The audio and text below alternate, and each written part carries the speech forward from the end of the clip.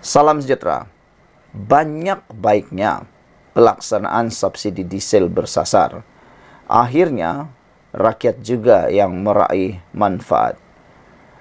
Walaupun di luar sana, para pembenci, hater kepada tindakan dasar kerajaan membuat dasar subsidi bersasar untuk diesel, ramai yang tak suka, tetapi sebenarnya tindakan itu amatlah baik untuk negara bagi masa jangka panjang dan juga untuk manfaat rakyat. Pemuda Amanah Nasional berpendapat, pengurangan subsidi diesel muncul sebagai langkah penting ke hadapan ketika negara menuju ke arah pembangunan mampan. Pengerusi Biro Ekonomi dan Perdagangan, Dr. Eng Rui Wei berkata, kerajaan boleh memperuntukkan semula dana negara ke arah inisiatif yang menyokong pertumbuhan dan kestabilan ekonomi jangka panjang. Selain itu katanya, peralihan daripada subsidi diesel boleh memberi insentif kepada penggunaan teknologi yang lebih bersih dan tenaga boleh diperbaharui. Bahan api yang bersubsidi menggalakkan kadar penggunaan yang lebih tinggi, menyumbang kepada peningkatan pelepasan gas rumah hijau. Kerajaan Malaysia mempunyai komitmen untuk mengurangkan intensiti pelepasan gas rumah kaca sehingga 45% kepada keluaran negara kasar KDNK menjelang tahun 2030, katanya menerusi satu kenyataan.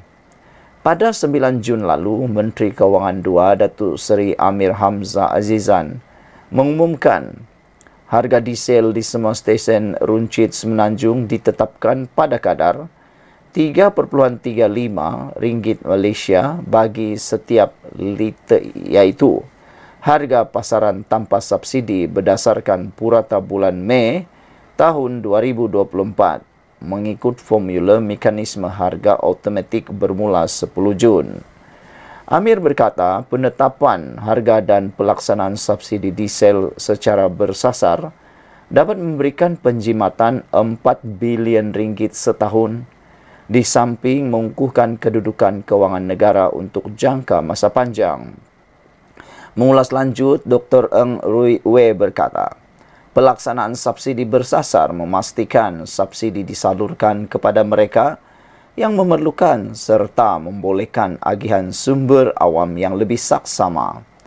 Beliau berkata, subsidi diesel secara pukal sebelum ini selalunya gagal sampai kepada mereka yang paling memerlukan. Subsidi pukal biasanya memberi manfaat kepada segmen masyarakat yang lebih berkemampuan, yang menggunakan lebih banyak bahan api dan bukannya isi rumah berpendapatan rendah yang mungkin tidak memiliki kenderaan atau mendapat manfaat secara langsung daripada pengurangan kos bahan api. Walau bagaimanapun, beliau berpendapat, peralihan kepada subsidi bersasar mesti diuruskan dengan berhati-hati bagi mengurangkan potensi kesan negatif ke atas kumpulan dan industri yang sangat bergantung kepada diesel. Pemberian wang tunai harus dilaksanakan secara cekap dan memastikan mereka yang layak tidak terkecuali supaya mengurangkan kesan segera kepada pengguna. Tambahan pula, komunikasi yang berkesan adalah penting untuk mendapatkan sokongan orang ramai dan mengurangkan tentangan terhadap cara pengurusan subsidi yang baru ini.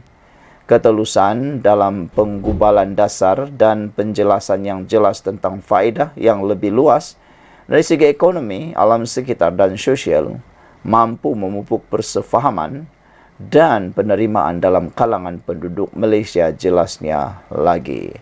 Sekian untuk kali ini. Jangan lupa tinggalkan komen anda. Bye-bye. Salam sejahtera. Terima kasih kerana bersama dengan saya di Nazilin Unity Channel. Kerajaan Madani terus diyakini 3 bulan pertama pelaburan yang diterima oleh kerajaan RM83.7 bilion telah diluluskan. Hebat kan? Lain yang kamu dengar, lain pula yang berlaku sebenar-benarnya. Kerajaan Madani terus diyakini apabila menyaksikan pelaburan sebanyak 83,7 bilion diluluskan dalam tempoh 3 bulan pertama tahun 2024, naik 13% berbanding tempoh sama tahun lalu. Menteri Pelaburan, Perdagangan dan Industri Tengku Datuk Seri Zafrul Tengku Abdul Aziz berkata, pencapaian suku pertama tahun 2024 itu turut menyaksikan sejumlah 29,027 pekerjaan baru diwujudkan daripada 1,257 projek. Menurutnya, prestasi memberangsangkan itu disokong oleh peningkatan 23,8% dalam pelaburan asing dan lonjakan 1,6% dalam pelaburan domestik bersama-sama dengan kenaikan 14,6% dalam bilangan peluang pekerjaan. Kata Tengku Zafrul ini jelas menunjukkan bahawa pelabur semakin yakin dengan pelbagai usaha yang dilakukan oleh kerajaan. Daripada 83,7 bilion pelaburan yang diluluskan, pelaburan asing menyumbang 56% bersamaan 47,0 bilion ringgit. Manakala baki 44% bersamaan dengan 36,7 bilion ringgit Malaysia datang daripada pelaburan domestik, katanya lagi. Beliau berkata demikian selepas merasmikan The Centralized Sustainability Intelligence CSI Solution oleh Bursa Saham Malaysia di Ibu Negara pagi tadi. Tengku Zafrul turut maklumkan bahawa sektor pembuatan mencatatkan yang pelaburan tertinggi dengan menyumbang lebih separuh, iaitu 51,3% pada RM43 bilion. Ini diikuti oleh sektor perkhidmatan, iaitu 47% atau 39,3 bilion ringgit Malaysia, dan sektor premier dengan menyumbang 1,7% atau bersamaan 1,4 bilion ringgit Malaysia.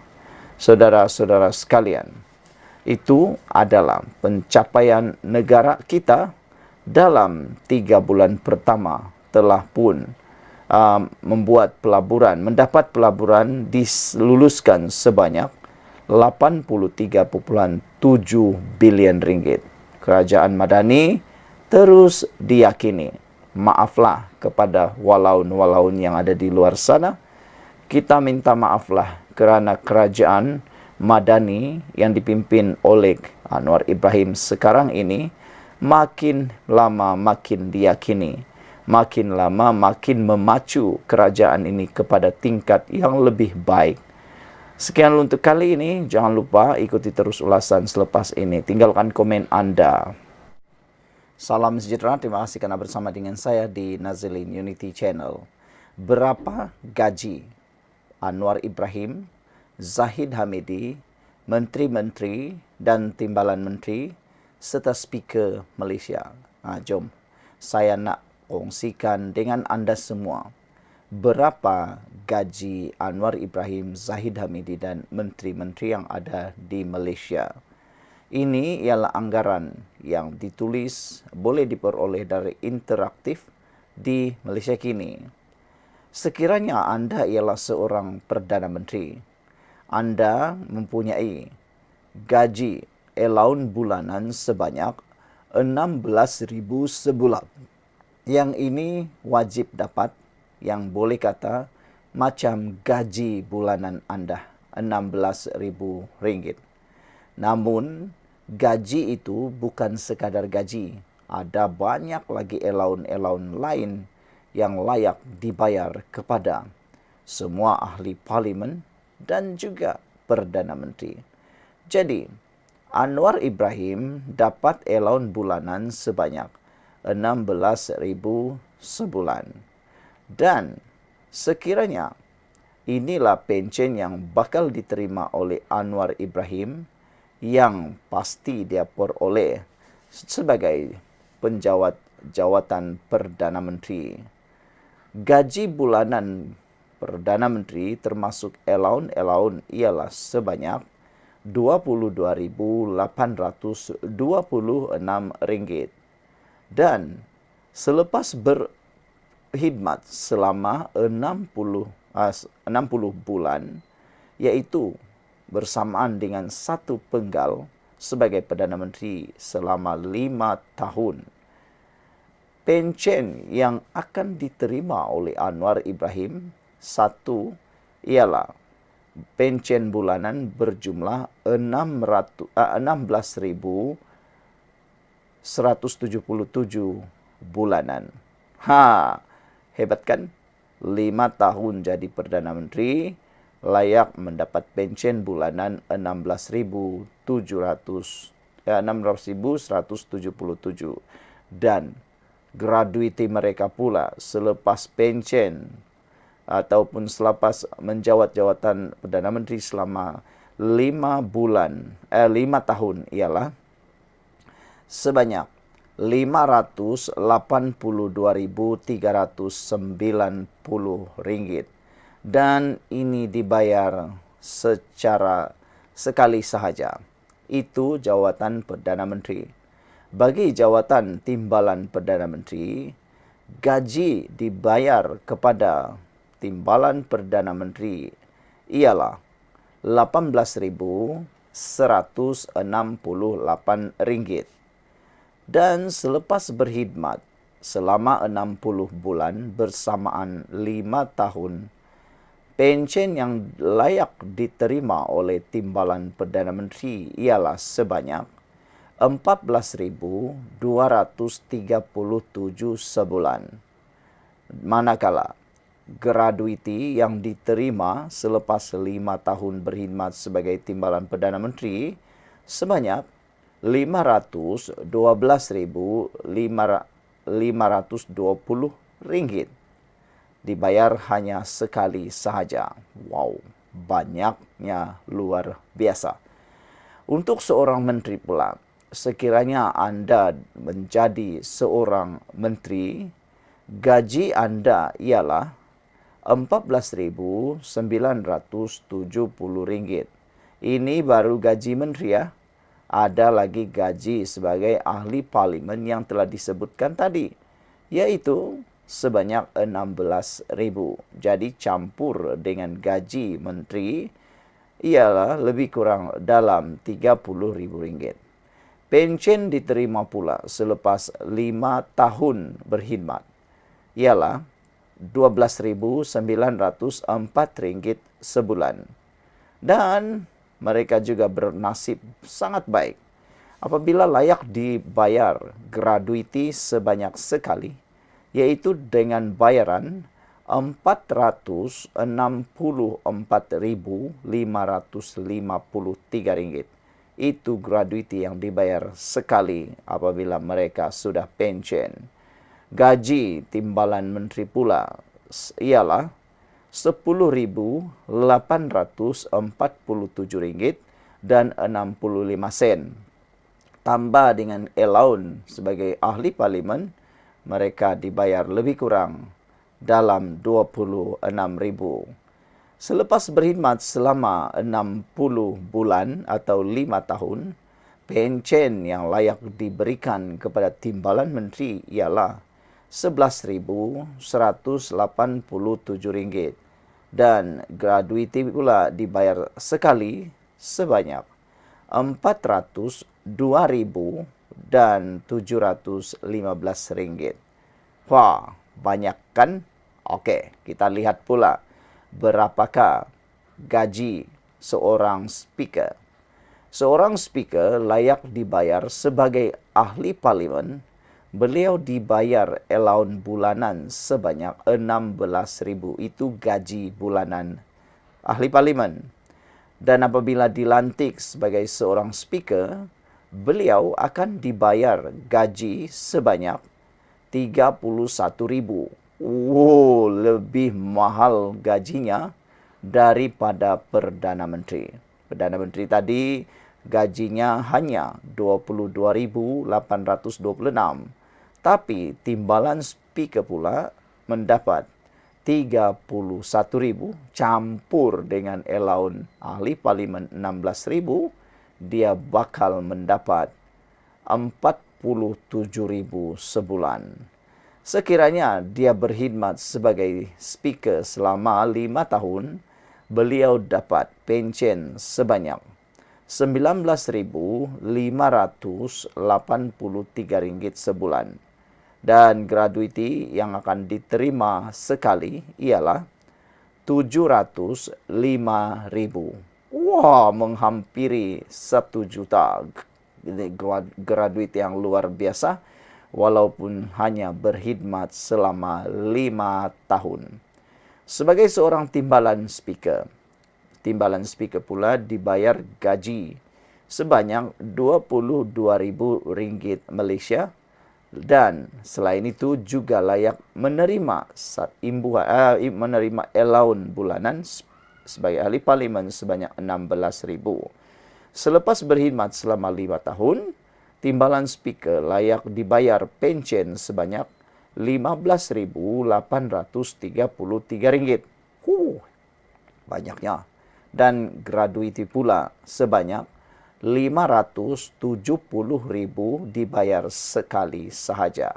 Okey, persoalannya kalau dia hanya seorang ahli parlimen biasa, selepas menang pilihan raya, beliau tiada gaji seperti timbalan menteri dan menteri, tetapi mereka dibayar allowance bulanan sebanyak 16.000, tidak termasuk allowance lain yang layak diterima oleh ahli parlimen. Allowance-nya memang banyak, bosku. Tapi pencen seorang ahli parlimen kalau berjaya berkhidmat selama 5 tahun, pencen bulanannya boleh mencecah RM6,667 dan nilai gratuiti yang dibayar sekali untuk mereka ialah sebanyak RM240.000. Okey. Apa jadi kalau ahli parlimen itu sempat menjadi ahli parlimen selama lebih 8 tahun? Sebab ada ahli parlimen ini yang sangat bernasib baik menjadi ahli parlimen selama 2 penggal. 2 penggal itu 10 tahun. Kena 1 penggal 5 tahun. Katakanlah anda menjadi ahli parlimen selama 2 penggal. Macam Muhyiddin Yassin lah. Dia sudah jadi ahli parlimen lebih 1 penggal. Dan seperti Azmin Ali dulu pernah menjadi ahli parlimen lebih 1 penggal, iaitu 2 penggal. Dan ada lagi yang lain yang sudah jadi ahli parlimen lebih 2 penggal. Berapa pencen mereka? Pencen diterima ialah sekurang-kurangnya RM9.600 kalau sudah berkhidmat sebagai ahli parlimen sahaja selama 8 tahun. Dan gratuiti dibayar secara sekali sahaja sebanyak RM400.000. Okey, kita tengok kalau dia Perdana Menteri dan dia berkhidmat lebih daripada 1 penggal atau 10 tahun. Katalah dia menjadi Perdana Menteri selama 2 penggal, 10 tahun. Berapakah pencen yang boleh diperoleh oleh Perdana Menteri itu? Pencen yang boleh diperoleh oleh Perdana Menteri itu sekiranya beliau mencapai mampu berkhidmat sebagai Perdana Menteri selama 8 tahun dan 4 bulan, pencen bulanan diterima ialah sebanyak RM23.296 sebulan. Dan gratuitinya memang luar biasa banyak, sebanyak RM970.650. 900.000, bosku. Wah, hampir 1 juta. Gratuiti diterima Perdana Menteri kalau dia berkhidmat sebagai Perdana Menteri lebih daripada 10 tahun. Okey, kita tengok sekarang timbalan Perdana Menteri kalau dia lebih berkhidmat 8 tahun dan 4 bulan. Contohnya seperti Zahid Hamidi. Zahid Hamidi sudah menjadi timbalan Perdana Menteri sudah 2 kali sebelum ini, iaitu sebagai melalui Kerajaan Barisan Nasional dan sekarang melalui Kerajaan Perpaduan. Zahid Hamidi mendapat lebih kurang pencen bulanan RM20,501 kalau lebih bekerja berkhidmat selama 8 tahun, dan gratuiti pula dibayar secara sekali sebanyak RM854,200. Wah, hebat kan? Okeylah saudara-saudara sekalian, terima kasih kerana sanggup mendengar jawapan kepada persoalan anda.